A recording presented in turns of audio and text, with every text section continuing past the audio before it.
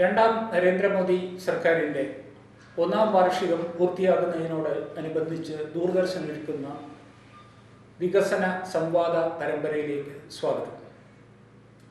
ഇന്ന് നമ്മോടൊപ്പം അതിഥിയായി എത്തിയിരിക്കുന്നത് ശ്രീ ജി വിജയരാഘവൻ. 4 പതിറ്റാണ്ടോളം നീണ്ട IT രംഗത്തെ നിറസാന്നിധ്യം, കേരളത്തിലെ എന്നല്ല ഇന്ത്യയിലെ തന്നെ ആദ്യത്തെ ടെക്നോ പാർക്കിൻ്റെ വളർത്തച്ഛൻ എന്ന് വിശേഷിപ്പിക്കപ്പെടാവുന്ന വ്യക്തി, സംസ്ഥാന ആസൂത്രണ ബോർഡിൻ്റെ മുൻ അംഗം, നിരവധി IT സ്ഥാപനങ്ങളുടെ ഉപദേഷ്ടാവ്. സ്വാഗതം ശ്രീ വിജയരാഘവൻ. നരേന്ദ്രമോദി ഭരണത്തിൻ്റെ കഴിഞ്ഞ 1 വർഷമാണെങ്കിലും അതിന് തൊട്ടു മുമ്പുള്ള 5 വർഷമാണെങ്കിലും പ്രധാന മുഖമുദ്ര, അതിൻ്റെ മുഖ്യ പരിപാടി സർവതോന്മുഖമായ സമഗ്രമായ വികസനമാണ് എന്ന് പറഞ്ഞാൽ അങ്ങ് യോജിക്കുന്നു?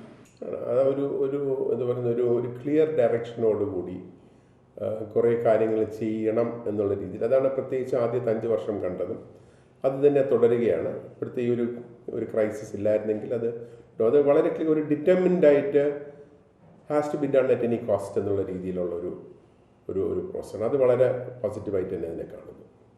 കാരണം ആ ഒരു ഡെവലപ്മെൻറ്റിന് വേണ്ടിയിട്ടും അതുപോലെ തന്നെ ചില പ്രോഗ്രാംസ് എത്രത്തോളം സക്സസ്ഫുൾ ആയെന്നുള്ള ഡിഫറൻസ്. പക്ഷേ മേക്ക് ഇൻ ഇന്ത്യ പ്രോഗ്രാം, അതുപോലെ തന്നെ ഇവിടെ ഇൻഡസ്ട്രീസിനെ അട്രാക്റ്റ് ചെയ്യുക, ആ രീതിയിൽ വന്ന പ്രോഗ്രാംസ് എല്ലാം ഡെഫിനറ്റ്ലി ഒരു ലോങ് ടേം വിഷൻ്റെ ഭാഗമായിട്ടുള്ളതായിട്ട് കാണുന്നുണ്ട്.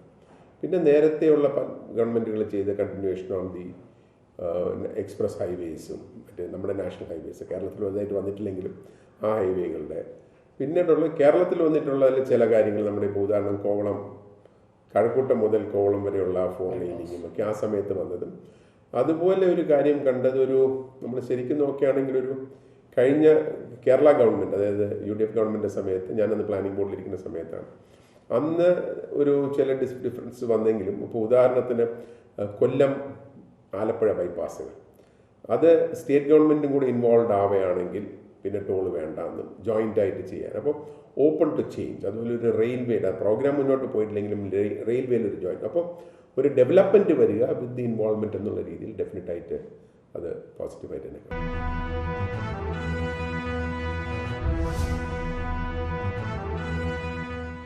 കഴിഞ്ഞകാല സർക്കാരുകളും കേന്ദ്ര സർക്കാരുകളും വികസനത്തിനോട് മുഖം തിരിഞ്ഞ് നിന്നിട്ടില്ല. വികസനം തന്നെയായിരുന്നു മുഖ്യ പരിപാടി. പക്ഷേ നരേന്ദ്രമോദിയിലേക്ക് വരുമ്പോൾ, നരേന്ദ്രമോദി ഭരണത്തിലേക്ക് വരുമ്പോൾ ആ വികസനത്തിന് കൊടുക്കുന്ന ഊന്നലിനും ആ വികസനത്തിന് കൊടുക്കുന്ന ഒരു നിർവചനത്തിനും അതിൻ്റെ നടത്തിപ്പിലുമൊക്കെ ആ വികസനത്തിൻ്റെ മൊത്തം തത്വശാസ്ത്രത്തിന് തന്നെ ഒരു മാറ്റം കാണുന്നില്ലേ? എന്താണ് അതിൻ്റെ സവിശേഷത? ശരിക്കും അനലൈസ് ചെയ്യണമെങ്കിൽ ഒരു ഡിഫറൻസ് ഉള്ളത്, നമ്മൾ ഇതിന് മുൻപുള്ള ഗവൺമെൻറ്റുകൾ നോക്കുമ്പോഴും ഇപ്പോഴുള്ള കാണുമ്പോൾ, ഒരു കാലത്ത് മേ ബി ഇന്ദിരാഗാന്ധിയുടെ ഗവൺമെൻറ്റുമായിട്ടുള്ള ശരിക്കും ആ ഒരു താരതമ്യം നോക്കുമ്പോഴത്തേക്ക് ഒരു വൺ ഇൻഡിവിജ്വൽ ഡ്രിവൺ ഗവൺമെൻറ്, അതായത് ആ ഒരു വ്യക്തിയിൽ കംപ്ലീറ്റ് ഫോക്കസും പവറും നിൽക്കുന്ന ആ സമയത്താണ് ചേഞ്ച് ഒരുപാട് സാധിക്കുന്നത്. ഇപ്പോൾ ഇന്ദിരാഗാന്ധിയുടെ ടൈമിലായിരുന്നാലും വന്ന ചേഞ്ചസ് ഒരു മാസീവ് ട്രാൻസ്ഫോർമേഷൻ. അതുപോലത്തെ ഒരു സിംഗിൾ പേഴ്സൺ ഡ്രിവൺ ആയിട്ടുള്ള, അതായത് എല്ലാ പവറോടെ ഞാൻ പറഞ്ഞില്ലെങ്കിൽ മിനിസ്ട്രീസ് ഉണ്ടെങ്കിലും ultimately you are following one vision. അവിടെ മൾട്ടിപ്പിൾ ഇതില്ല. ഇപ്പം നമ്മൾ കഴിഞ്ഞ UPA ഗവൺമെൻറ്റുകളോ അതിന് മുമ്പത്തെ 2 UPA ഗവൺമെൻറ് നോക്കിയാലും ഒരു വിധത്തിൽ ഇറ്റ് വാസ് എ കോലിഷൻ, ഒരു വിധത്തിലല്ല, ഇറ്റ് വാസ് എ കോലിഷൻ. അങ്ങനെ വരുമ്പോൾ there are multiple power centres there. അതിൽ നിന്ന് വലിയൊരു വ്യത്യാസമുള്ള സിംഗിൾ പവർ സെൻറ്റർ. ആ സിംഗിൾ പവർ സെൻറ്റർ വരുമ്പോഴത്തേക്ക് ഫോക്കസ്ഡ് ആയിട്ട് this has to be done എന്ന് പറയുമ്പോൾ then that has to be done. അപ്പോൾ ആ രീതിയിൽ the whole machinery works behind it. അതാണ് അതിൽ കാണുന്ന വലിയൊരു ഡിഫറൻസ് ആയിട്ട് നമ്മൾ കാണുന്നത്. ഈ സിംഗിൾ ഇൻഡിവിജ്വൽ ഡ്രിവൺ എന്ന് പറയുമ്പോൾ തന്നെ ഇന്ദിരാഗാന്ധിയുടെ ഭരണവുമായിട്ടങ്ങ് താരതമ്യം ചെയ്തു. ഇന്ദിരാഗാന്ധിയുടെ കാലത്ത് ഉണ്ടായിരുന്ന ഒരു പ്രധാന പരാതി അല്ലെങ്കിൽ ആരോപണം, she lacked a team and therefore she had to be on her steam എന്ന് പൊതുവെ പ്രത്യേകിച്ച് മാധ്യമങ്ങളൊക്കെ വിലയിരുത്തിയിരുന്നു. നരേന്ദ്രമോദിയുടെ കാലഘട്ടത്തിലേക്ക് വരുമ്പോൾ ഒരുപാട് പ്രഗത്ഭരായ അംഗങ്ങൾ അദ്ദേഹത്തിൻ്റെ വലംകൈകളായിട്ട് മന്ത്രിസഭയിൽ തന്നെ ഉണ്ട്, കഴിഞ്ഞ മന്ത്രിസഭയിലും ഈ മന്ത്രിസഭയിലും. അപ്പോൾ ഈ പറയുന്ന ഒരു നിരീക്ഷണം എത്രത്തോളം ശരിയാണ്? കുറേയൊക്കെ ഞാൻ നേരത്തെ ഇന്ദിരാഗാന്ധിയുടെ സമയത്തുള്ളതുപോലെ യു ഫൈൻഡ് ദാറ്റ് അത്രയും പ്രഗത്ഭരായിട്ടുള്ള ആൾക്കാർ, അല്ലെങ്കിൽ അത്രത്തോളം ഡിറ്റർമിൻഡ് ആയിട്ട് വിസിബിൾ ആയിട്ടുള്ളത്, കേപ്പബിലിറ്റി കാണുമല്ലോ, പക്ഷെ അത് വിസിബിളായിട്ട് നമ്മൾ കാണുന്നില്ല. ക്ലിയറാണ്. ഇപ്പം നമ്മൾ നോക്കുകയാണെങ്കിൽ ഏതൊക്കെ ഇപ്പോൾ നമ്മൾ ഒരു ചോദ്യം ചോദിക്കുകയാണെങ്കിൽ ഒരു 5 മിനിസ്റ്റേഴ്സിൻ്റെ പേര് പറയുകയാണെങ്കിൽ സാധാരണക്കാരനത് പറയാൻ ബുദ്ധിമുട്ടായിരിക്കും. 1-2 പറയുമായിരിക്കും, അതിനപ്പുറം പറയാം. അപ്പോൾ അതിൻ്റെ ഒരു വളരെ ക്ലിയർ ആയിട്ട് focus ultimately is on one individual. അപ്പോൾ അത് അതിൻ്റേതായിട്ടുള്ള സ്ട്രെങ്ത്സ് ഉണ്ട്. ഇപ്പോൾ വേറൊരു കാര്യമുള്ളത്, പലപ്പോഴും നമ്മൾ നോക്കുകയാണെങ്കിൽ നമ്മൾ ഈ പല ടീംസ് നോക്കുമ്പോഴും ആ ടീമുകളിൽ ചില പ്ലെയേഴ്സ്, വളരെ നല്ല പ്ലെയേഴ്സ് കാണും, പക്ഷെ അവസാനം അതിൻ്റെ മെയിൻ ഇത് വരുന്ന ക്യാപ്റ്റനാണ്. ചിലപ്പോൾ അതിൽ ക്യാപ്റ്റൻ ആയിരിക്കില്ല, ചില ടീമുകളിൽ ക്യാപ്റ്റൻ ആയിരിക്കില്ല അതിൻ്റെ മെയിൻ ആൾ, ആ ഗോൾ അടിക്കുന്ന ആളായിരിക്കും. അപ്പോൾ അങ്ങനെ ഒരു ഫോക്കസ് വിൽ ബി, ആ ഫോക്കസ് ഒരു ഇൻഡിവിജ്വലിലേക്ക് മാറുമ്പോൾ ആ ഇൻഡിവിജ്വലിൻ്റെ ഡിപ്പെൻഡൻസ് ആണ് നമ്മളിവിടെ കാണുന്നത്. അപ്പോൾ ഒരു ടീം എന്ന് പറയാനായിട്ട് അങ്ങനത്തെ സ്ട്രെങ്ത് ഉള്ളത് ഇറ്റ് ഇസ് നോട്ട് വിസിബിൾ എന്നുള്ളത് ക്ലിയറാണ്. കുറച്ച് പേര്, എല്ലാത്തിലും കുറച്ച് പേര് ഇല്ലാതിരിക്കില്ല കാണും. അപ്പോൾ ഉദാഹരണത്തിന് വളരെ ഇതായിട്ട് നമ്മൾ നോക്കുകയാണെങ്കിൽ നമ്മൾ ചില കാര്യങ്ങൾ നോക്കുമ്പോഴത്തേക്ക് കുറേ കൂടെ സപ്പോർട്ട് ഉണ്ടായിരുന്നെങ്കിൽ, ആ ഗവൺമെൻറ്റിലുള്ള ചില പൊസിഷൻസിന് സപ്പോർട്ട് ഉണ്ടായിരുന്നെങ്കിൽ കുറേ കൂടെ ബെറ്റർ ആയേനെ എന്നുള്ളൊരു തോന്നൽ പലപ്പോഴും നമുക്ക് പറയാം. പക്ഷേ അങ്ങനെ ഒരു നോക്കുമ്പോഴത്തേക്ക് definitely it is still support from the PM അതാണ് ഉദ്ദേശിക്കുന്നത്. അല്ല, support from his team, support from the team or a group of advisers to help out, like economist, okay, of a certain who understand. ഇപ്പോൾ ഇതിൻ്റെ അകത്ത് ഞാൻ, if you look at an assessment there, I think one of the things which I don't see very much there is you don't have too many economists who have an administrative experience. Economists with an administrative experience ഒരുപാട് പോസിറ്റീവായിട്ട് ഈ government ചെയ്യുന്ന കാര്യങ്ങൾ ചെയ്യാൻ സാധിക്കുമായിരുന്നു. അപ്പോൾ അത് നമ്മൾ കാണുന്നില്ല. നേരെ മറിച്ച് people who understand numbers are there, പക്ഷേ who understand numbers are accountants. അപ്പോൾ ആ ഒരു വ്യത്യാസമാണ്. ആ സപ്പോർട്ട് കൊണ്ട് things would have been completely different. Modi സർക്കാരിൻ്റെ വികസന പരിപാടികളിലേക്ക് പോകുമ്പോൾ അങ്ങ് സ്റ്റാർട്ടപ്പ് ഇന്ത്യയെക്കുറിച്ച് പരാമർശിച്ചു. വളരെ ഇന്നവേറ്റീവായിട്ടുള്ള പല ഇനിഷ്യേറ്റീവ്സ്, ഭാവാത്മകമായ പല പുതിയ പരിപാടികളും പദ്ധതികളും അദ്ദേഹം മുന്നോട്ട് വെച്ചു. Startup India, make in India തുടങ്ങി നിരവധി. ഇതിൻ്റെ പ്രവർത്തനത്തെ എങ്ങനെ വിലയിരുത്തുന്നു? ഇതിൽ policies are very good, policies are good. പക്ഷെ നമ്മൾ മേക്ക് ഇൻ ഇന്ത്യയുടെ നോക്കിയാൽ മേക്ക് ഇൻ ഇന്ത്യയുടെ policy and intent was good. Make in India എത്രത്തോളം സക്സസ്ഫുൾ ആവുന്നു, പക്ഷേ ഇതിലൊരു കാര്യം മനസ്സിലായി, ഞാൻ നേരത്തെ പറഞ്ഞു, you need to have the right people below to push. ഇപ്പോൾ മേക്ക് ഇൻ ഇന്ത്യയുടെ ഇനി അടുത്ത ഒരു വർഷം കൊണ്ട് ആ പോളിസീസും അതിൻ്റെ ഒരു ഇമ്പാക്റ്റും കാണണമെന്നുണ്ടെങ്കിൽ കാരണം ചൈന പോലത്തെ സ്ഥലങ്ങളിൽ നിന്ന് ഒരുപാട് കമ്പനീസ് മാറണമെന്നുണ്ട്. അവരിങ്ങോട്ട് വരെയാണെങ്കിൽ you are going to see a big change. That means the policy was successful. പക്ഷേ ആ പോളിസി സക്സസ്ഫുൾ ആകാനുള്ള ആ പോളിസിയിൽ മാത്രം പോരാ. കാരണം ഇതിലിപ്പോൾ ഉദാഹരണത്തിന് നമ്മൾ തൈവാൻ പോലത്തെ സ്ഥലം എടുക്കാം, അല്ലെങ്കിൽ സിംഗപ്പൂർ, അല്ലെങ്കിൽ വിയറ്റ്നാം, അവിടെയാണ് ഇപ്പോൾ ഒരുപാട് ഇൻഡസ്ട്രി മാറിയിട്ടുള്ളത്. അവിടെ എന്ന് പറഞ്ഞാൽ നമ്മൾ ജസ്റ്റ് ഇൻ ടൈം പറയും. ഒരു സാധനം എയർപോർട്ടിലെത്തിയാൽ എയർപോർട്ടിൽ നിന്ന് ഫാക്ടറിയിലേക്ക് എത്തുന്ന ടൈം കഴിഞ്ഞാൽ ആ സാധനം അവിടെ 4 മണിക്കൂർ കൂടുതൽ നിൽക്കില്ല. It goes through the production set. അപ്പോൾ എയർപോർട്ടിലുള്ള ക്ലിയറൻസ് മെക്കാനിസംസ്, അങ്ങോട്ടേക്കുള്ള ലോജിസ്റ്റിക്സ്, ഇപ്പോൾ ആ ലോജിസ്റ്റിക്സിൻ്റെ ഭാഗമാണ് നമ്മൾ ഈ പറയുന്ന വലിയ ഹൈവേസും മറ്റും ഉള്ളത്. അപ്പോൾ അതവിടെ 4 മണിക്കൂർ കൊണ്ട് എത്തുന്നു. ഫാക്ടറിയിൽ നിന്നൊരു സാധനം ഇറങ്ങിക്കഴിഞ്ഞാൽ ഫാക്ടറിയിൽ നിന്ന് ഇറങ്ങിക്കഴിഞ്ഞാൽ എയർപോർട്ടിൽ എത്തിക്കഴിഞ്ഞാൽ ഇറ്റ് ടേക്സ് നെക്സ്റ്റ് ഫ്ലൈറ്റ്. അപ്പോൾ അതാണ് കാരണം. ഇതെല്ലാം ഈ സാധനം വാങ്ങിക്കഴിഞ്ഞാൽ കയ്യിൽ നിന്ന് പൈസ പോയി ഫാക്ടറിക്ക്, പിന്നെ സാധനം വിറ്റാലേ ഫാക്ടറിക്ക് പൈസ കിട്ടുന്നു. അത് ഭയങ്കര അത് എത്രത്തോളം കുറയ്ക്കാമോ വരില്ല. അപ്പോൾ അതിനാണ് ചില ചേഞ്ചസ് ഗവൺമെൻറ്റിൻ്റെ ഭാഗത്ത് തന്നെ അവർ ചില ചേഞ്ചസ് കസ്റ്റംസിനും മറ്റും ചെയ്തിട്ടുണ്ടെങ്കിൽ അതിൽ കുറേ കൂടെ ഒരു ചേഞ്ച് വേണ്ടി വരും. പക്ഷേ ഡെഫിനറ്റായിട്ട് മേക്ക് ഇൻ ഇന്ത്യ എന്നുള്ളതാണ് പറഞ്ഞെങ്കിൽ, ഞാൻ പറഞ്ഞത് മെയ്ഡ് ഇൻ ഇന്ത്യയിലേക്കാണ് മൂവ് ചെയ്യേണ്ടത്. അതായത് ഡിസൈൻസും നമ്മുടേതാകുക, ആ രീതിയിൽ നമുക്ക് മുന്നോട്ട് പോകേണ്ട ഒരു ഇതാണ്. അപ്പോൾ അങ്ങനെ നമ്മൾ നോക്കുമ്പോഴത്തേക്ക് it is something which we can see. കുറേ കാര്യങ്ങൾ നടന്നിട്ടുണ്ട്. അതിൽ ഒരു വലിയൊരിതുള്ള എനിക്കുള്ള ദുഃഖം എന്ന് പറയുന്നത് അതിൽ എത്രത്തോളം കേരളത്തിലോട്ട് ആകർഷിക്കാൻ പറ്റുമെന്ന് എനിക്കൊരു സംശയമുണ്ട്. കാരണം നമ്മുടെ ചില മൈൻഡ് സെറ്റിലുള്ള മാറ്റം വേണം. ഈ സന്ദർഭവശാൽ ചൈനയിലെ മാറ്റത്തിനെ കുറിച്ച് പറഞ്ഞു, അല്ലെങ്കിൽ ചൈനയിൽ നിന്ന് മാറുന്ന ഒരു പ്രവണത എത്രത്തോളം ഇന്ത്യക്ക് അത് ഗുണകരമാവും? ഇന്ത്യ അതിന് പക്വമാണോ, തയ്യാറാണോ? അതാ ഞാൻ നേരത്തെ പറഞ്ഞത്, ഈ ലോജിസ്റ്റിക്സ് ഈ ബ്യൂറോക്രസിയിലുള്ള ബ്ലോക്സ്, ഈ ഇതിലൊരു കാര്യമുള്ളത് ഫ്രീഡം ടു ഡു ബിസിനസ് എന്ന് പറയും. ആ ഇപ്പോൾ ഈസ് ഓഫ് ഡൂയിങ് ബിസിനസ്സാണ് നമ്മൾ മെഷർ ചെയ്യുന്നത്. ഈസ് ഓഫ് ഡൂയിങ് ബിസിനസ്സിൽ ഒരു ഇൻവെസ്റ്റർ വരുമ്പോൾ അയാൾക്ക് ഫ്രീഡം ടു ഡു ബിസിനസ്സും അതുപോലെ തന്നെ പ്രെഡിക്റ്റബിലിറ്റി, രണ്ടും ഗവൺമെൻറ് ഓഫ് ഇന്ത്യയുടെ ഫോക്കസ് ഉള്ളതാണ്. ആ ഈസ് ഓഫ് ഡൂയിങ് ബിസിനസ്സിൻ്റെ ഭാഗമായിട്ടുള്ള കാര്യങ്ങൾ പല, അതായത് ഒരാളിനെ അറിയണം അയാൾക്ക് ഒരാളിനെ എംപ്ലോയി ചെയ്താൽ എന്തൊക്കെ സാഹചര്യം അയാളെ പറഞ്ഞുവിടാൻ സാധിക്കും. ഒരു എംപ്ലോയി എടുത്തു കഴിഞ്ഞാൽ അയാളുടെ സാലറി അടുത്ത 3 വർഷം കൊണ്ട് എത്ര കൂടാതിരിക്കാം. അപ്പോൾ അങ്ങനത്തെ രീതിയിലുള്ള കാര്യങ്ങൾ പ്രെഡിക്റ്റബിലിറ്റിയാണ്. ആ പ്രെഡിക്റ്റബിലിറ്റി വരുമ്പോഴത്തേക്കാണ് ഒരു പൊട്ടൻഷ്യൽ ഇൻവെസ്റ്ററിന് വരാനുള്ള ഒരു എന്താ പറയുന്നത്, ഇത് നല്ലൊരു സ്ഥലമാണ് ഞാൻ പറയുന്നത്. അപ്പോൾ ആ ഒരു ഇതിലേക്ക് കുറേ ചേഞ്ചസ് നാഷണൽ ലെവലിൽ വന്നിട്ടുണ്ട്. അതാണ് ഞാൻ പറഞ്ഞത്, ഇന്ത്യയിലേക്ക് കുറേ കമ്പനികൾ വരുമെന്നുള്ളത് തീർച്ചയാണ്.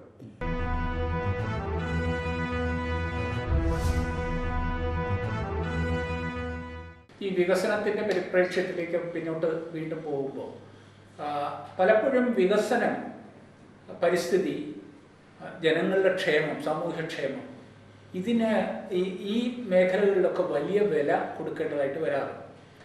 നരേന്ദ്രമോദി ഗവൺമെൻറ് തുല്യ ഊന്നലാണ് ഈ പരിസ്ഥിതി സംരക്ഷണത്തിനും സാമൂഹ്യക്ഷേമത്തിനും ഒക്കെ കൊടുക്കുന്നതെന്ന് നമുക്കറിയാം. പക്ഷെ ഇത് സംബന്ധിച്ചൊരു സമഗ്രമായ ഒരു ടോട്ടൽ അപ്രോച്ച്, ഒരു ഇൻ്റഗ്രേറ്റഡ് അപ്രോച്ച് വികസനത്തിനോട് നരേന്ദ്രമോദി സർക്കാരിനുണ്ടോ? ഇതിൽ നമ്മൾ നോക്കുകയാണെങ്കിൽ ഈ ഡയറക്റ്റ് ട്രാൻസ്ഫർ ടു ബാങ്ക് അതൊരു വലിയൊരു മാറ്റമാണ് വന്നിട്ടുള്ളത്. ശരിക്കും എൻ്റെയൊക്കെ അഭിപ്രായം എന്ന് പറഞ്ഞാൽ റേഷൻ കടകൾ പാടില്ല. റേഷൻ കടകൾ വേണ്ട. ഇപ്പം നമ്മൾ അരി 1 രൂപയ്ക്ക് കൊടുക്കുന്ന അരി മാർക്കറ്റിൽ അതിന് 25 രൂപയാണെങ്കിൽ അതിന് പകരം നമ്മൾ ആ ഇൻഡിവിജ്വലിൻ്റെ കാർഡിലേക്ക് 24 രൂപ മാറ്റി കൊടുക്കുക.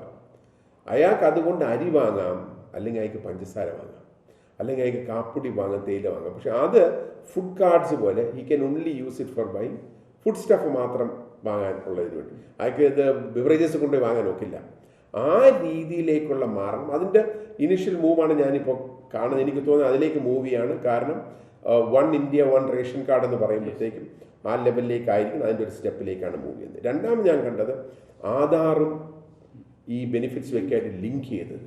അത് ഒരുപാട് ഓപ്പോസിഷൻ ഉണ്ടായിരുന്നെങ്കിലും ഞാൻ അതിനെ വളരെ പോസിറ്റീവായിട്ടാണ് കാണുന്നത്. കാരണം ഒരുപാട് പിൽഫറേജ് ഇല്ലാതാക്കാൻ സാധിക്കുന്നുണ്ട്, അതിൻ്റെ ഡ്യൂപ്ലിക്കേഷൻ ഇല്ലാതാക്കാൻ സാധിക്കും. അപ്പോൾ ഒരു പൊളിറ്റിക്കൽ പേട്രണേജ് അതിൽ നിന്നും മാറി ഇതിലോട്ട് വരാനുള്ളൊരു കുറെ കൂടെ ട്രാൻസ്പെറൻ്റ് ആയിട്ടുള്ളതിലേക്ക് മാറാൻ. അപ്പോൾ ഡയറക്റ്റ് ടു ദി ബെനിഫിഷ്യറി കാശ് വരുന്നതാണ് എപ്പോഴും നല്ലത്. കാരണം നമ്മൾ നോക്കുകയാണെങ്കിൽ ഇതിൽ പലപ്പോഴും ഈ 1 രൂപ അരി കൊടുക്കാൻ വേണ്ടിയിട്ട് ഉള്ള ഓവർഹെഡ് ചിലപ്പോൾ 4-5 രൂപയായിരിക്കും. അപ്പോൾ ശരിക്കും പറഞ്ഞാൽ 1 രൂപയ്ക്ക് അരി കൊടുക്കുന്നു, 25 രൂപയുടെ അരി ഒരാളിന് കൊടുക്കുമ്പോൾ 5-6 രൂപ നമ്മൾ ഓവർഹെഡായിട്ട് നമ്മുടെ റേഷനിങ് സെറ്റ്, നമ്മുടെ FCI ഗോഡൗൺസ്, നമ്മുടെ ട്രാൻസ്പോർട്ടേഷൻ എല്ലാം കൂടെ. അതിനേക്കാളും ഈ മാർക്കറ്റിൽ 25 രൂപയല്ലേ ഉള്ളൂ. ഈ വ്യക്തിക്ക് മാർക്കറ്റിൽ പോയിട്ട് 24 രൂപ നമ്മൾ കൊടുത്താൽ 1 രൂപയും കൂടി ഇട്ടിട്ട് അയാൾക്ക് അത് വാങ്ങാൻ സാധിക്കും. അത് ഓത്തറൈസ് സ്റ്റോഴ്സിൽ നിന്ന് മാത്രം അനുവദിക്കുക. അല്ലെങ്കിൽ ഇപ്പം നമ്മളിപ്പോൾ തന്നെ പല കമ്പനികളിലും ഫുഡ് കൂപ്പൺസ് കൊടുക്കും. ആ ഫുഡ് കൂപ്പൺസ് ഒക്കെ അവർക്ക് ഫുഡ് സ്റ്റഫേ വാങ്ങാൻ പറ്റും. പക്ഷേ അവർക്ക് ഏത് ഔട്ട്ലെറ്റിൽ നിന്ന് വാങ്ങാനുള്ള ഒരു ഇതുണ്ട്. അപ്പോൾ ആ ലെവലിലേക്ക് ഇത് മാറുക എന്നുള്ള. അപ്പോൾ അതാണ് ഒരു കാര്യം. മറ്റൊരു കാര്യം, റൂറൽ ഇന്ത്യയിൽ കഴിഞ്ഞ ഇലക്ഷൻ പ്രോമിസ് ആയിരുന്നു, അതനുസരിച്ച് അത് മുന്നോട്ട് പോയത്. ആ ഒരു 2000 rupees 6000 rupees ഫാമറിന് എത്തുന്ന ഒരു പോസിറ്റീവായിട്ടുള്ള സ്റ്റെപ്പായിട്ട് ഞാൻ അതിനെ കാണുന്നു. അപ്പം അതിലൊരു ബാലൻസിങ് നമുക്ക് കാണുന്നുണ്ട്. പിന്നീടുണ്ടായിരുന്ന ഈ മുദ്ര ലോൺസും മറ്റും ഫോർ സ്മോൾ ബിസിനസ്സസ്, അതിനൊരു പൊളിറ്റിക്കൽ സ്റ്റേറ്റ്മെൻ്റ് ആണെന്ന് പറയും. ദാറ്റ് ഇസ് എ പൊളിറ്റിക്കൽ എന്ന് പറയുന്ന ആ ഒരു group of people have to be small businesses. പക്ഷെ ആ ബിസിനസ്സിനെ ഹെൽപ്പ് ചെയ്യാൻ സാധിച്ചിട്ടുണ്ട്. പക്ഷേ ആ മുദ്ര ലോൺസിൽ ഒരുപാട് ലോൺസ് NPA ആയി പോകുന്നുണ്ടെന്ന് കരുതുന്നു, which will not be a good thing. നമ്മുടെ പണ്ടത്തെ ഒരു ലോൺ മേള പോലെ ആയി പോകാൻ പാടില്ല. അപ്പോൾ അത് നമ്മൾ കുറച്ചുകൂടെ കെയർഫുൾ ആകണം, അല്ലെങ്കിൽ it can impact the banking sector very badly. അപ്പോൾ ഇതേ പരമ്പരയിൽ കഴിഞ്ഞ ദിവസം ഒരു ഉന്നതനായ ബാങ്ക് ഉദ്യോഗസ്ഥൻ നേരെ മറിച്ചൊരു അഭിപ്രായമാണ് പ്രകടിപ്പിച്ചത്.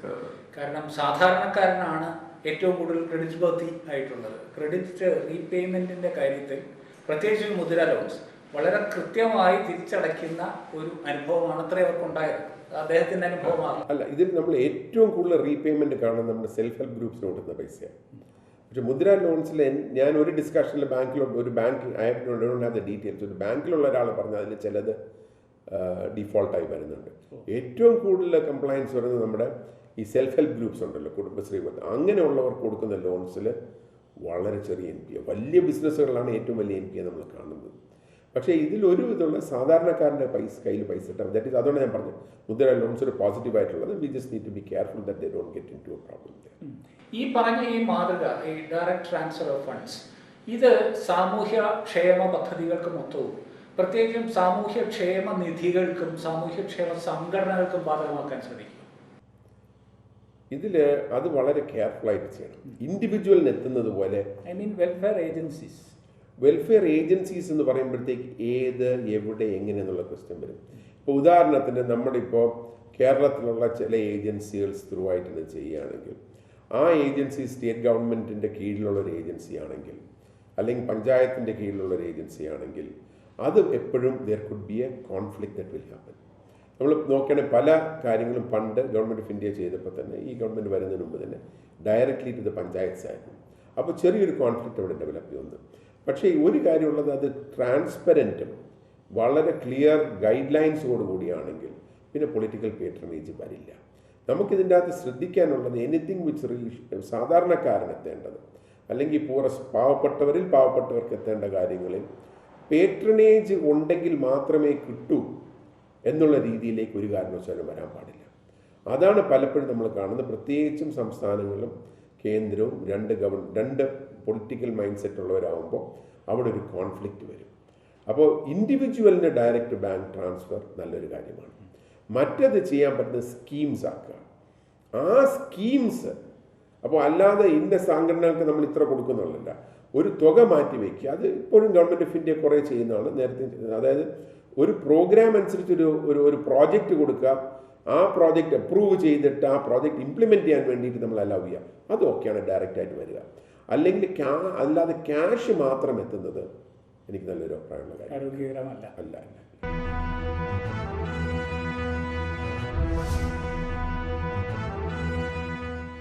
അങ്ങയുടെ ഏറ്റവും പ്രാവീണ്യമുള്ള രംഗത്തേക്ക് വരാം, വിവരസാങ്കേതിക മേഖല.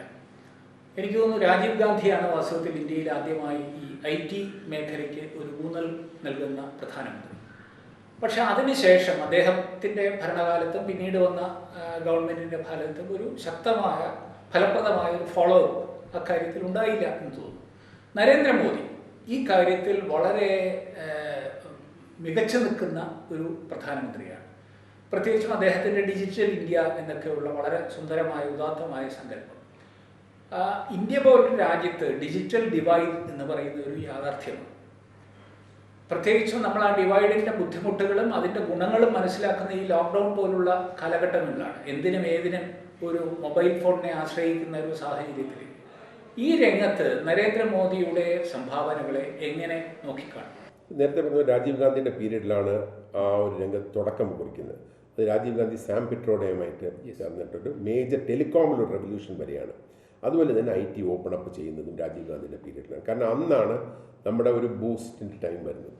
അത് കഴിഞ്ഞിട്ട് IT ഇൻഡസ്ട്രി നോക്കുകയാണെങ്കിൽ IT ഇൻഡസ്ട്രിയുടെ ഗ്രോത്ത് സബ്സ്റ്റാൻഷ്യലായിരുന്നു. മാറി മാറി വന്ന ഗവൺമെൻറ്റുകൾ അതിന് ശരിക്കും പറയുകയാണെങ്കിൽ അത് ഭയങ്കരമായിട്ട് വളർന്ന പീരീഡ് ഒരു മിനിസ്ട്രി ഇല്ലായിരുന്നു.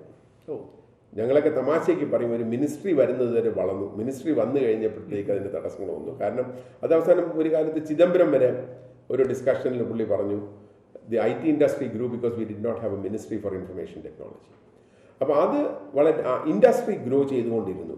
അതിൻ്റെ ഡൗൺ ടേൺസ് വന്നെങ്കിലും ആ ഡൗൺ ടേൺസ് മറികടന്ന്, അതായത് 2000-ലുള്ള down turn, 2008-09 financial crisis, 2000-2001 .com bust, പിന്നെ 2008-09 ഫിനാൻഷ്യൽ ക്രൈസിസ് പീരീഡ്. ആ പീരീഡിലൊക്കെ ഒരു ചെറിയൊരു ഫോൾ ഉണ്ടായിരുന്നെങ്കിലും അത് അതിനേക്കാളും വളർന്നു മുന്നോട്ട് പോയത്. അപ്പോൾ ഇന്ന് ഇന്ത്യയിൽ ഏകദേശം 43 ലക്ഷം ആൾക്കാർക്കാണ് IT. അപ്പോൾ IT സെക്ടർ വളർന്നു. നമുക്ക് വന്നിരുന്നൊരു ഗ്യാപ്പ് എന്ന് പറയുന്നത് നേരത്തെ ഹരി പറഞ്ഞ ആ ഡിജിറ്റൽ ഡിവൈഡ്. ആ ഡിജിറ്റൽ ഡിവൈഡ് ഇപ്പോൾ കേരളം പോലത്തെ ഒരു സംസ്ഥാനത്തിൽ കുറേ കുറവായിരുന്നു. പക്ഷേ അക്രോസ് ഇന്ത്യ നോക്കുകയാണെങ്കിൽ പലയിടത്തും ആക്സസ് ഇല്ല, നമുക്ക് സിഗ്നൽ കിട്ടില്ല. നമ്മൾ തമാശയ്ക്കെങ്കിലും അറിയുമ്പോഴത്തേക്ക് നോക്കിയിട്ട് കുലുക്കി നോക്കും സിഗ്നൽ കിട്ടുമെന്നുണ്ടെങ്കിൽ ആ ലെവലിലേക്കുള്ള അതിനൊരു വലിയൊരു മാറ്റമാണ് ആ ഒരു വലിയൊരു fibre optic to the panchayat level. ഇപ്പോൾ കേരളത്തിലാണ് ആദ്യത്തെ ടോട്ടലി അങ്ങനെ ആയത്. അപ്പോൾ അതൊരു നാഷണൽ ലെവൽ പ്രോഗ്രാമായിരുന്നു, നല്ലൊരു പ്രോഗ്രാമാണ്. അതിൻ്റെ ഒരു ഇമ്പാക്റ്റ് ഇപ്പോൾ കണ്ടു തുടങ്ങും. കാരണം ഒരുപാട് സ്ഥലങ്ങൾ അതിൻ്റെ റേഞ്ച് എത്തിക്കഴിഞ്ഞു. പിന്നീടുള്ള ഒരു ഇത് വന്നത് നമുക്ക് ഇപ്പോൾ നമ്മൾ ലാക്ക് ചെയ്യുന്നതെന്ന് പറയുന്നത് 5G നമ്മൾ GSMൽ we were up very fast. 4G നമ്മൾ കുറച്ച് സ്ലോ ആയി. പക്ഷേ 5G ഇംപ്ലിമെൻറ്റേഷനിൽ നമ്മൾ ഉദ്ദേശിക്കുന്ന സ്പീഡിൽ പോകുന്നില്ല. ചൈന ശരിക്കും അതിൻ്റെ ഒരു ലീഡർഷിപ്പ് എടുക്കുകയാണ്. പക്ഷേ നമുക്ക് പറ്റിയ ഒരു പ്രോബ്ലം ഇതിൻ്റെ അകത്ത്, ഈ ടെലികോം ഇതിൽ നമ്മളിതിൻ്റെ യൂസറായിട്ട് മാറി. പക്ഷേ നമുക്ക് അതിൻ്റെ ഒരു ബെനിഫിറ്റ് എന്ന് പറഞ്ഞാൽ യൂസറിൻ്റെ ബെനിഫിറ്റ് ഉണ്ട്, ഡിജിറ്റൽ ഡിവൈഡ് സോൾവ് ചെയ്യുന്നു. പക്ഷേ ആ ടെക്നോളജി ഓണർഷിപ്പ്, അതിനുള്ള മാനുഫാക്ചറിങ്, അതിൻ്റെ പുറകിലുള്ള അതൊന്നും നമുക്കില്ലാതെ, അത് US പോലും ഇല്ലാതെ ചൈന. അപ്പോൾ ഇപ്പോൾ US ചൈനയായിട്ടുള്ള ഏറ്റവും വലിയ നമ്മൾ കാണുന്ന ട്രേഡ് വാറുകളൊന്നും അല്ല. അവർക്കുള്ളത് 5G ഡോമിനൻസ് ചൈന എടുത്തു കഴിഞ്ഞു. അതുപോലെ തന്നെ ചൈന വേറൊരു വലിയ, ഇന്ത്യയിൽ മാറി വന്ന ഗവൺമെൻറ്റുകൾക്കുള്ള ഒരു ഇതുണ്ടായി, നമുക്കൊരു സെമി കണ്ടക്ടർ ഇൻഡസ്ട്രി ഇല്ലാതായി. ആ ചില കാര്യങ്ങൾ ഇപ്പോൾ നടക്കുന്നുണ്ടെന്ന് അറിയാം. പക്ഷേ സെമി കണ്ടക്ടർ മാനുഫാക്ചർ അടുത്തൊരു 1-2 വർഷത്തിനകം, അല്ലെങ്കിൽ ഇപ്പോൾ തന്നെ ചൈനയിലെ more than 50% of semi conductor industry അവിടെയാണ്. അപ്പോൾ നമുക്ക് നല്ല ഫാബ്സ് ഇല്ല, നമുക്ക് നല്ല ഡിസൈൻ സെൻറ്റേഴ്സ് കുറച്ചുണ്ട്. പക്ഷേ ആ ഒരു രംഗത്ത് നമുക്കൊരു പെർട്ടിക്കുലർ ലെവലിനപ്പുറം എത്താൻ സാധിച്ചിട്ടില്ല. അതാണ് നമ്മൾ. പക്ഷേ ഞാൻ ഈ ഡിജിറ്റൽ ഡിവൈഡ് കുറയ്ക്കാൻ വേണ്ടിയിട്ടും സാധാരണക്കാരതിൻ്റെ ബെനിഫിറ്റ് എത്താനും ഉള്ള കുറേ കാര്യങ്ങൾ ഈ ഗവൺമെൻറ് സമയത്ത് നടന്നിട്ടുണ്ട്. അതിൻ്റെ ഒരു മറുവശമാണ് ഞാൻ പറഞ്ഞത്. അതിന്ന് ഗവൺമെൻറ് ഓഫ് ഇന്ത്യ റിയലൈസ് ചെയ്തിട്ടുണ്ടെന്നാണ് എനിക്ക് മനസ്സിലാക്കുക. എനിക്ക് തോന്നുന്ന ഒരു 2-3 വർഷം മുൻപ് ഡോക്ടർ പോൾ രാജ്, സ്റ്റാൻഫോർഡ് ഇവിടെ ഇന്ത്യൻ നേവി കമഡോറായിരുന്നു, അദ്ദേഹവും ഗവൺമെൻറ് ഓഫ് ഇന്ത്യയായിട്ട് കുറേ ഡിസ്കഷൻ ഉണ്ട്. കുറേ കാര്യങ്ങൾ ആ ലെവലിൽ നമ്മൾ നടക്കുന്നുണ്ട്. അതായത് നമുക്ക് അതിനൊരു ലീഡർഷിപ്പ്, കാരണം ഈ 5Gയുടെ പ്രധാനപ്പെട്ട പേറ്റൻസ് ഒരു ഇന്ത്യൻ്റെതാണ്, ഈ ഡോക്ടർ പോൾ രാജിൻ്റെയാണ്. അപ്പോൾ ആ ഒരു ലെവലിൽ കുറേ കാര്യങ്ങൾ ഗവൺമെൻറ് ഒരു നാഷണൽ പ്രോഗ്രാം ഉണ്ടായിരുന്നു. എൻ്റെ ഒരു ഇതിനനുസരിച്ച് അത് should have been launch some time no. പക്ഷേ ഈ കോവിഡ് കാരണമായിരിക്കണം വരാത്തതെന്നാണ് തോന്നുന്നത്. കാരണം അതൊരു മേജർ പ്രോഗ്രാം പ്രൈവറ്റ് സെക്ടറിനെ ഇൻവോൾവ് ചെയ്ത് ഗവൺമെൻറ് ഒരു ഫെസിലിറ്റേറ്റർ റോളിലേക്ക് മാറി. ഈ കമ്മ്യൂണിക്കേഷൻ രംഗത്ത് ഒരു വലിയൊരു മാറ്റം, ആ കമ്മ്യൂണിക്കേഷൻ രംഗം മാറ്റുന്ന യൂസർ മാത്രമല്ല, ഇവിടെ അതിനൊരു ഇൻഡസ്ട്രി ക്രിയേറ്റ് ചെയ്യുക എന്നുള്ള രീതിയിലുള്ള ചില കാര്യങ്ങളായിട്ട് ഗവൺമെൻറ് ഓഫ് ഇന്ത്യ മുന്നോട്ട് പോകുന്നുണ്ടായിരുന്നു. ചിലപ്പോൾ ഇത് കഴിയുമ്പോഴത്തേക്ക് അത് മുന്നോട്ട് വരുമെന്നാണ് എനിക്ക് തോന്നുന്നത്. ആ രംഗത്തൊരു വലിയ മാറ്റം ഞാൻ പ്രതീക്ഷിക്കുന്നു.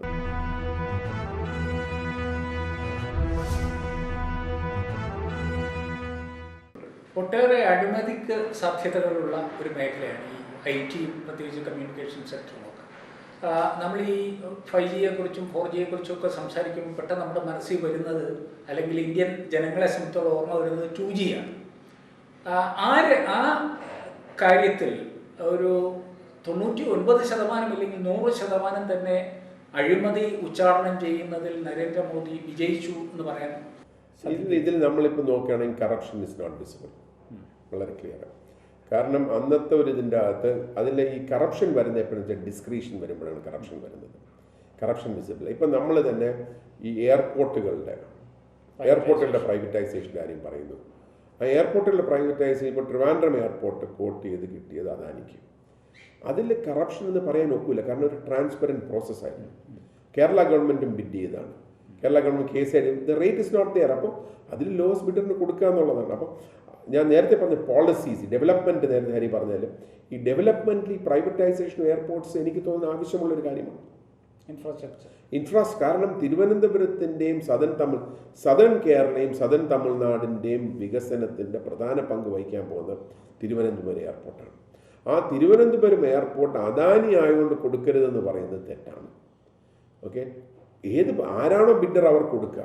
ഞാൻ അദാനിയെ ഒരു അഡ്വാൻറ്റേജ് ആയിട്ട് കാണുന്നത്, അദാനിക്ക് പോർട്ടും എയർപോർട്ടും അവർക്ക് നന്നായിട്ട് ഓടണമെന്നുണ്ടെങ്കിൽ ഇവിടുത്തെ വിസിറ്റേഴ്സ് കൊണ്ട് മാത്രം മതിയാവില്ല, അവർക്ക് ഇവിടെ ഡെവലപ്മെൻറ്റ് വരേണ്ടി വരും. ആ ഡെവലപ്മെൻറ്റാണ് നമുക്ക് നോക്കേണ്ടത്. അപ്പോൾ ഒരു ഗവൺമെൻറ് നോക്കേണ്ടിയിരുന്നത് ആ ഡെവലപ്മെൻറ്റിൻ്റെ കാര്യമാണ്. അപ്പോൾ അതിലാണ് എനിക്ക് കേരള ഗവൺമെൻറ്റുമായിട്ടുള്ളൊരു ബ്ലോക്ക് വരുന്നത്. അതിനെ എതിർത്തു. അത് മുന്നോട്ട് പോകണം എന്ന് തന്നെയാണ് എൻ്റെ ഒരു ആഗ്രഹം. അപ്പം നേരത്തെ ചോദിച്ച ആ ഒരു ട്രാൻസ്പെറൻസി, അതിലൊക്കെ ട്രാൻസ്പെറൻസി നമ്മൾ കാണുന്നുണ്ട്. കാരണം അതിൻ്റെ അകത്ത് എന്താണ്, tendering process cannot be fix through another ദിങ്. അപ്പോൾ ഡെഫിനറ്റായിട്ട് ട്രാൻസ്പെറൻ്റ് ആയിട്ടുള്ള പ്രോസസ്സ് തന്നെ കാണുന്നുണ്ട്.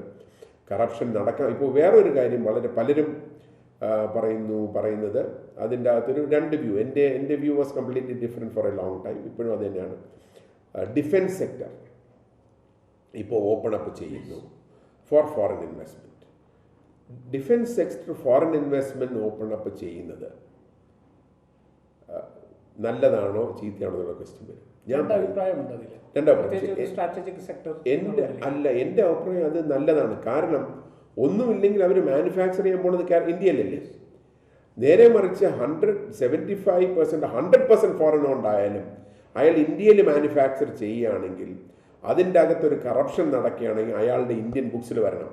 അപ്പോൾ ഈ ഒരു ഇതിൽ ഡെഫിനറ്റായിട്ട് ഡിഫൻസിൽ ആ ഒരു മാറ്റം നല്ലതാണ്. കാരണം ഒരു 100% ഫോറിൻ ഓൺഡ് കമ്പനിയിൽ നിന്നും നമ്മളൊരു സാധനം വാങ്ങുമ്പോൾ പുറത്ത് ഒരു വിദേശ രാജ്യത്ത് നിന്ന് വാങ്ങുകയാണെങ്കിൽ അവിടെ എന്താണെന്ന് നമുക്ക് അറിയാൻ ഒക്കില്ല. ഇന്ത്യയിലാണ് it has to come in their books. അല്ലെങ്കിൽ അവിടെ എവിടെയെങ്കിലും കാണും ഒരു വലിയൊരു എമൗണ്ട് പോവുകയാണെങ്കിൽ ആ സ്ഥാപനത്തിന് എവിടെയെങ്കിലും പുറത്താർക്കെങ്കിലും കൊടുക്കേണ്ടി വരും, അല്ലെങ്കിൽ വേറെ എന്തെങ്കിലും കാണിക്കേണ്ടി വരും. അപ്പോൾ അതൊന്ന്. രണ്ടാമത്തത് അത് ഇന്ത്യയിൽ മാനുഫാക്ചർ ചെയ്യാൻ പോവുകയാണ്. ഇന്ത്യയിൽ മാനുഫാക്ചർ ചെയ്യുമ്പോഴത്തേക്ക് നമുക്ക് വരുന്നൊരു ഗുണമെന്ന് പറയുന്നത് ആ ടെക്നോളജിയുടെ ഇമ്പാക്റ്റ് മറ്റ് കമ്പനികളിലേക്ക് മാറും. കാരണം ഇതിൽ ജോലി ചെയ്യുന്ന പല രീതിയിൽ നിന്ന് മാറും. അവർ മാറുമ്പോഴത്തേക്ക് ഈ നോളജ് അവരുടെ കയ്യിലുണ്ട്, അവർക്ക് വേറെ സ്ഥാപനങ്ങൾ തുടങ്ങാൻ പറ്റും. അതുകൊണ്ടാണ് ഇൻഡസ്ട്രി എത്രത്തോളം ലോക്കലാക്കണം എന്നുള്ള രീതിയിലുള്ളൊരു തോട്ട് പ്രോസസ്സ് അതുകൊണ്ടാണ്. അതുകൊണ്ടാണ് എക്സാക്ട്ലി. അപ്പോൾ ലോക്കലായിട്ട് നമുക്ക് എത്രത്തോളം മാനുഫാക്ചറിങ് ചെയ്യാൻ പറ്റും അത് ചെയ്യണം. കഴിഞ്ഞ ഇതിന് മുൻപുണ്ടായിരുന്നെന്ന് പറഞ്ഞാൽ ഈ ഡിഫൻസിനും മറ്റും ചെയ്യുന്ന കമ്പനികൾക്ക് അവർ അതിൻ്റെ വേർഡ് ഐ ഫർഗെറ്റ്, പക്ഷേ അവർക്കൊരു certain level of business Indian കമ്പനീസിന് കൊടുക്കണമെന്നാണ്. അത് അവർ ഏറ്റവും എളുപ്പം ചെയ്തുകൊണ്ടിരുന്നത് സോഫ്റ്റ്വെയർ കോൺട്രാക്ട്സ് കൊടുക്കും. അതെന്താണെങ്കിലും അവർക്കത് വേണം. അത്രയും അവർ കാണിക്കുമ്പോൾ ഇത്രയും ബിസിനസ് നമ്മൾ ഇന്ത്യൻ കമ്പനി കൊടുക്കും. പക്ഷേ ആ വർക്ക് അവർ വാങ്ങിയ സാധനത്തിൻ്റെ വാല്യൂ എഡിഷൻ അല്ല. അപ്പോൾ വാങ്ങുന്ന സാധനത്തിൻ്റെ വാല്യൂ എഡിഷൻ വേണമെന്നുണ്ടെങ്കിൽ നമുക്ക് ലോക്കലായിട്ട് മാനുഫാക്ചർ തന്നെ ചെയ്യണം. അപ്പോൾ അതിനോട് ഞാൻ പൂർണ്ണമായിട്ടും യോജിക്കുകയാണ്. ഗവൺമെൻറ് ഓഫ് ഇന്ത്യയുടെ ആ ഒരു സ്കീമിൽ ടു എൻകറേജ് മാനുഫാക്ചറിങ് ലോക്കലി ഡെഫിനറ്റായിട്ടും നല്ലൊരു കാര്യമാണ്. പ്രൈവറ്റൈസേഷൻ എയർപോർട്ട്സും നല്ലൊരു കാര്യമായിട്ട് ഞാൻ. അതായത് സ്വകാര്യവൽക്കരണത്തിൽ ആർക്കാണോ അത് ഫലപ്രദമായും ലാഭകരമായും ജനങ്ങൾക്ക് വേണ്ടി അല്ലെങ്കിൽ രാഷ്ട്രത്തിന് വേണ്ടി ചെയ്യാൻ സാധിക്കുക അവരെ ഏൽപ്പിക്കുക എന്നുള്ളതാണ്. അവിടെ ഈ ഐഡിയോളജിക്കൽ ഇൻഹിബിഷൻസിന് യാതൊരു സ്ഥാനവുമില്ല. ചൈനയിലെ പഴയ നേതാവ് പറഞ്ഞതുപോലെ പൂച്ച കറുത്തതാണെങ്കിലും വെളുത്തതാണെങ്കിലും എലിയെ പിടിച്ചാൽ മതി എന്നുള്ള ഒരു നിരീക്ഷണമാണ്. അപ്പം അതിന് നമ്മൾ ഡെഫിനറ്റായിട്ട് അതിൻ്റെ അകത്ത് ആർക്ക് ഇതിൻ്റെ പ്രയോജനം വരുന്നു? നമ്മുടെ നാട്ടിലുള്ളവർക്ക് പ്രയോജനം വരണമെങ്കിൽ തൊഴിലവസരങ്ങൾ ഇവിടെ സൃഷ്ടിക്കണം. ഒന്ന്. രണ്ടാമത് നമ്മൾ ഗവൺമെൻറ് പബ്ലിക് സെക്ടർ നടത്തിക്കൊണ്ട് പോകണം എന്ന് പറയുന്നത് ശരിക്കും പറഞ്ഞ ചില ഏരിയാസിൽ ആവശ്യമായിരിക്കും, ചില കാലയളവിൽ ആവശ്യമായിരിക്കും. ഇപ്പോൾ നമ്മൾ ഉദാഹരണത്തിന് പറയാം, കേരളത്തിലൊരു ആരും ഹോട്ടൽ തുടങ്ങാത്തൊരു സമയത്ത് ഗവൺമെൻറ് ഹോട്ടൽ തുടങ്ങുക നല്ല കാര്യം. പക്ഷേ പ്രൈവറ്റ് ഇത്രയും പേര് തുടങ്ങുമ്പോൾ ഇനി ഗവൺമെൻറ് എന്തിനാണ് ഹോട്ടൽ തുടങ്ങുന്നത്? അതുപോലെ തന്നെ ഇപ്പോൾ ഗവൺമെൻറ് എന്തിനാ ഒരു കാര്യം കഴിഞ്ഞ ഗവൺമെൻറ് സമയത്ത് ഈ ഗവൺമെൻറ് എയർലൈനിൻ്റെ കാര്യം ഗവൺമെൻറ് എന്തിനാ എയർലൈൻ തുടങ്ങേണ്ട കാര്യമില്ല. കാരണം അത് പ്രൈവറ്റ് ഇത് കാര്യം നന്നായിട്ട് നടത്തിക്കൊണ്ട് പോകുന്നു. ഗവൺമെൻറ് അത് ഒരു എയർലൈൻ തുടങ്ങിയുകൊണ്ട് സാധാരണക്കാരന് അതിൻ്റെ റേറ്റ് കുറയ്ക്കാൻ പോകുന്നില്ല. നമുക്ക് നാഷണൽ ലെവലിൽ അറിയാം, സ്റ്റേറ്റ് ലെവലിൽ അറിയാം. പക്ഷേ ഗവൺമെൻറ്റിൻ്റെ ഇന്നെഫിഷ്യൻസീസ് അതിൽ കയറും. കാരണം പ്രൈവറ്റ് സെക്ടറിൽ കുറേയൊക്കെ ഒരു ചെറിയൊരു ശതമാനം പ്രധാനപ്പെട്ട ആളിൻ്റെ മക്കളുടെ മക്കളോ അവരൊക്കെ ഇൻവോൾവ് ചെയ്യും. പക്ഷേ ബാക്കിയെല്ലാം പ്യൂർലി മെറിറ്റിലാണ്. കാരണം അവർക്ക് ഇന്നെഫിഷ്യൻ്റ് ആയിട്ട് ഒരാളിനെ ഒരു സ്ഥാനത്ത് ഇരുത്തിയാൽ അവർക്കതിൻ്റെ നഷ്ടം വരുന്നുണ്ട്, അവർക്കതിൻ്റെ ബുദ്ധിമുട്ട് വരും. ഗവൺമെൻറ്റിൽ ഇന്നെഫിഷ്യൻ്റ് ആയിട്ടുള്ള ഒരാളിനെ ഒരു സ്ഥാനത്ത് ഇരുത്തിയുകൊണ്ട് യാതൊരു നഷ്ടവും വരുന്നില്ല. അപ്പോൾ ഡെഫിനറ്റായിട്ടും privatisation in non strategic areas പ്രധാനപ്പെട്ട ഒരു കാര്യമാണ്. നല്ലൊരു ഇനിഷ്യേറ്റീവായിട്ടാണ് ഞാൻ കാണുന്നത്.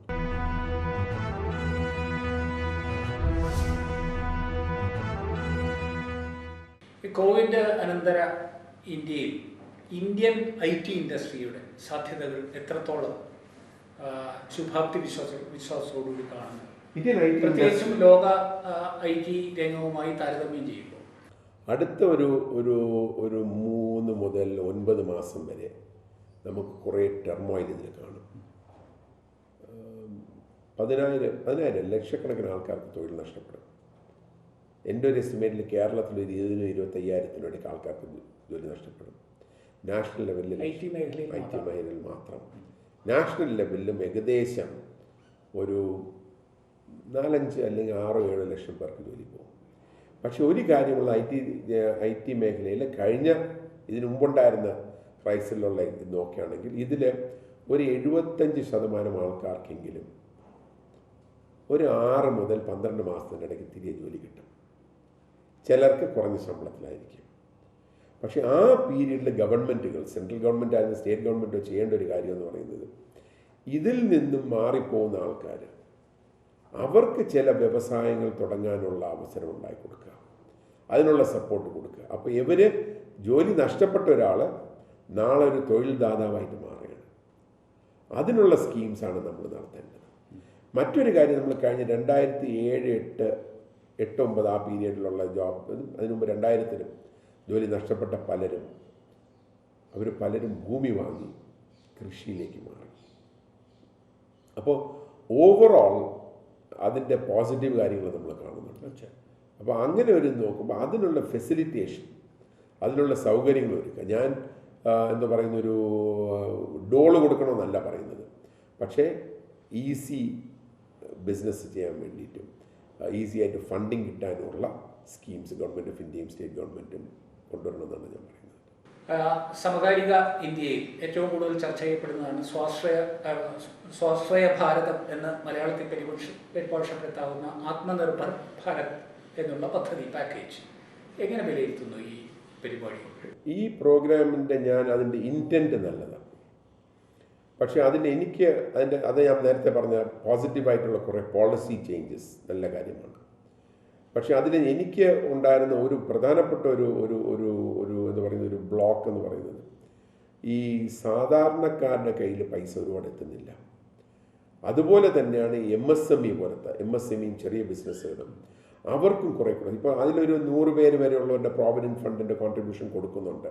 അത് മാത്രമാണ്. പിന്നെ കുറേ ഫുഡ് ഇത് കൊടുക്കുന്നുണ്ട്. പക്ഷേ ഈ പല സ്മോൾ സ്കെയിൽ ഇൻഡസ്ട്രീസും അവർക്ക് സർവൈവ് ചെയ്യണമെന്നുണ്ടെങ്കിൽ, അവർക്ക് എംപ്ലോയീസിനെ റീറ്റെയിൻ ചെയ്യണമെന്നുണ്ടെങ്കിൽ അവർക്ക് ക്യാഷാണ് ആവശ്യം. ആ ക്യാഷ് നമ്മളിന്ന് ചെയ്യുന്നത് ബാങ്ക് വഴി കൊടുക്കുകയാണ്. ബാങ്ക് വഴി കൊടുക്കുമ്പോഴത്തേക്ക് അവരുടെ ലോൺസ് നമ്മൾ ഡിഫറേ ചെയ്തിട്ടുള്ളൂ, ഇൻട്രസ്റ്റ് ഡിഫർമെൻറ്റേ ഉള്ളൂ. എനിക്ക് തോന്നുന്നു ഈ പീരീഡിൽ ഡയറക്റ്റായിട്ട് ക്യാഷ് കൊടുത്തില്ല, ഈ പീരീഡിൽ ലോൺ വെയ്വർ വേണമായിരുന്നു. അതായത് ആ ഇൻട്രസ്റ്റ് വെയ്വർ ചെയ്യാമായിരുന്നു. അതൊരു പോസിറ്റീവായിട്ടുള്ള ഇമ്പാക്റ്റ് ബാങ്കുകളെ ഭയങ്കര വെയ്വർ. കാരണം ഇൻട്രസ്റ്റ് ഡെഫർമെൻറ്റ് വളരെ ഡേഞ്ചറസ് ആണ്. 6 മാസത്തേക്ക് ഇൻട്രസ്റ്റ് ഡിഫർ ചെയ്ത് കഴിഞ്ഞാൽ ഇയാളുടെ മന്ത്ലി പേയ്മെൻറ്റ് ഇതിനേക്കാളും കൂടാൻ പോകും. Overall scheme policies are good, the direction is good. Cash in hand കുറേ കൂടെ വരണമായിരുന്നു. In the poorest of the poor, സാധാരണക്കാരിൽ ക്യാഷ് കൂടുതൽ വരണമായിരുന്നു. അത് സംസ്ഥാന ഗവൺമെൻറ് സൈഡിൽ ഞാനിത് ചില ഡിസ്കഷനിൽ പറഞ്ഞൊരു കാര്യം, കേന്ദ്ര ഗവൺമെൻറ് സംസ്ഥാന ഗവൺമെൻറ് കയ്യിൽ പൈസ കൊടുക്കുന്നില്ല, സംസ്ഥാന ഗവൺമെൻറ് പഞ്ചായത്തിന് പൈസ കൊടുക്കുന്നില്ല.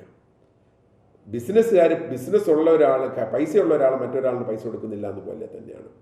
പക്ഷേ ഇതിൽ ഇപ്പോൾ ഇതും വേറൊരു ഡിഫറൻസ് ഓഫ് ഒപ്പീനിയൻ വരുന്ന ഇതാണ്, കേന്ദ്ര ഗവൺമെൻറ് സംസ്ഥാന ഗവൺമെൻറ് കടമെടുക്കാനുള്ള പരിധി വർദ്ധിപ്പിച്ചു. പക്ഷേ ചില കണ്ടീഷൻസ് വെച്ചിട്ടുണ്ട്. പക്ഷെ ഞാൻ കണ്ടീഷൻസ് വേണമെന്ന് തന്നെയാണ് പറയുന്നത്. ഞാൻ പറഞ്ഞത് അതിൻ്റെ അകത്ത് ഒരു കണ്ടീഷൻ വെക്കാമായിരുന്നു, any direct beneficiary cash transaction. അതായത് വെൽഫെയർ പെൻഷൻ കിട്ടുന്നവർക്ക് കൊടുക്കുന്ന തുക, നിങ്ങൾ ഈ കിട്ടുന്ന തുക കൊടുക്കുകയാണെങ്കിൽ we will allow you to take it out. കാരണം അത് മാത്രമാണ് ഇക്കോണമിക്ക് ഡ്രൈവ് ചെയ്യാൻ പറ്റുന്നത്.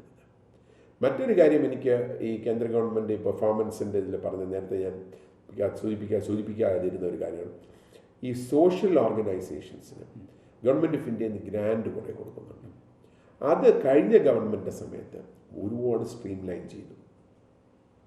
അപ്പോൾ ഒരാളുടെ ക്ലൗട്ട് അനുസരിച്ചല്ല, അയാളുടെ പൊളിറ്റിക്കൽ പേട്രേജ് അനുസരിച്ചല്ല കിട്ടുന്ന, കുറേ കൂടെ സ്ട്രക്ചർ ചെയ്ത് ഓൺലൈനാക്കി ഡൽഹിയിൽ പോകാതെ തന്നെ സ്ഥാപനങ്ങൾക്ക് കിട്ടുന്ന ഒരു ലെവലിലേക്ക് വന്നു. അതിന് ചിലപ്പോൾ ചില സ്ഥാപനങ്ങളല്ലാതെ വരാമായിരിക്കും ഗവൺമെൻറ് സപ്പോർട്ട് ചെയ്യുന്നവർക്ക് കിട്ടുന്നുണ്ടായി. പക്ഷേ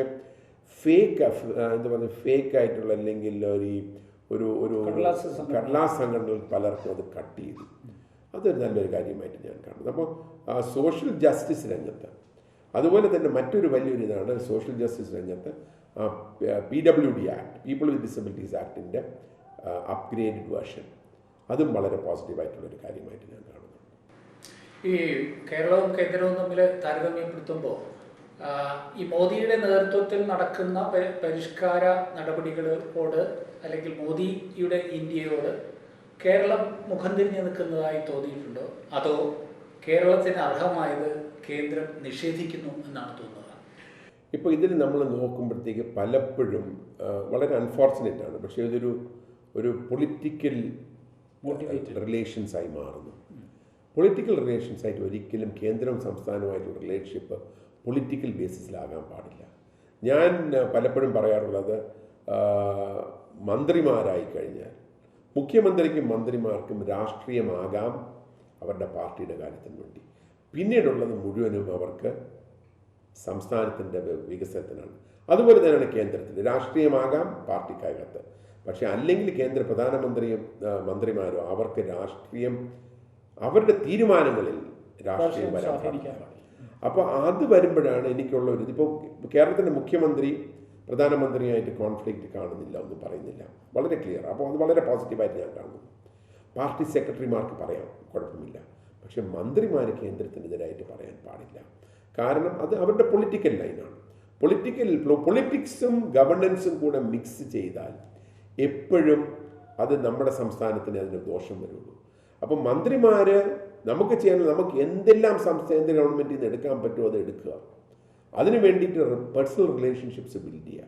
അതിൻ്റെ ഒരു നല്ലൊരു ഉദാഹരണമാണ് ഞാൻ നേരത്തെ കഴിഞ്ഞ ഗവൺമെൻറ് സമയത്ത് ഉമ്മൻചാണ്ടി അല്ല പൊളിറ്റിക്സ് ഉണ്ട്, പക്ഷേ ഉമ്മൻചാണ്ടി ഗവൺമെൻറ് ഓഫ് ഇന്ത്യ ആയിട്ടുള്ള മന്ത്രിമാരുമായിട്ട് ഇപ്പം ഞാൻ നേരത്തെ പറഞ്ഞ 4 ലൈൻ സുഷമ സ്വരാജിൻ്റെ ആയിട്ട് അത് ഈ ഇവാക്യുവേഷൻ്റെ സമയത്ത് അല്ല ഗഡ്കരി ഇന്നും നല്ല റിലേഷൻഷിപ്പാണ്. പിണറായിയും ഗഡ്കരിയായിട്ട് നല്ല റിലേഷൻ. അപ്പോൾ അതാണ് ഒരു നല്ല റിലേഷൻഷിപ്പ്. പിണറായിയും ഗഡ്കരിയായിട്ട് നല്ലൊരു റിലേഷൻഷിപ്പ് ഉണ്ട്. അത് കാരണം നമുക്ക് കുറേ കാര്യങ്ങൾ സാധിക്കുന്നുണ്ട്. അതുപോലെയാണ് നേരത്തെ ഉമ്മൻചാണ്ടിയും ഗഡ്കരിയായിട്ട് റിലേഷൻഷിപ്പ് ഉള്ളതുകൊണ്ടാണ് കോവളത്തെ കഴക്കൂട്ടം കോവളം മുതലുള്ള ആ റോഡിൻ്റെ 4 ലൈനിങ്, ആലപ്പുഴ കൊല്ലം ബൈപ്പാസുകളുടേത്, നമ്മുടെ കൊച്ചിൻ മെട്രോ നേരത്തെയാണ് ക്ലിയർ ചെയ്ത്. പക്ഷെ നമുക്ക് അതിൻ്റെ അകത്തുള്ള ഗവൺമെൻറ് ഓഫ് ഇന്ത്യയുടെ നേരത്തെ അത് ആ ഒരു റിലേഷൻഷിപ്പ് വിത്ത് കേന്ദ്ര ഗവൺമെൻറ്, അന്ന് മൻമോഹൻ സിംഗിൻ്റെ ഗവൺമെൻറ് ഉള്ളപ്പോഴാണ് തുടക്കം വരുന്നത്.